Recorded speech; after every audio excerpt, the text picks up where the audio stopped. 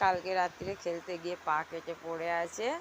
আর এই যে আমি খাবলা, এই যে আমি ওষুধ লাগিয়ে ব্যান্ডেল লাগিয়ে দিলাম, স্কুল যাবে তাই জন্য এখন ব্যান্ডেল লাগিয়েছে পায়ের মধ্যে।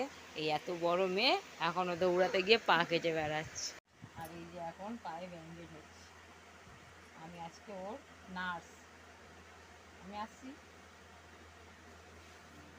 এখন ব্যান্ডেজ হচ্ছে, এরপর স্কুল যাবে। এখন বিরক্ত লাগছে,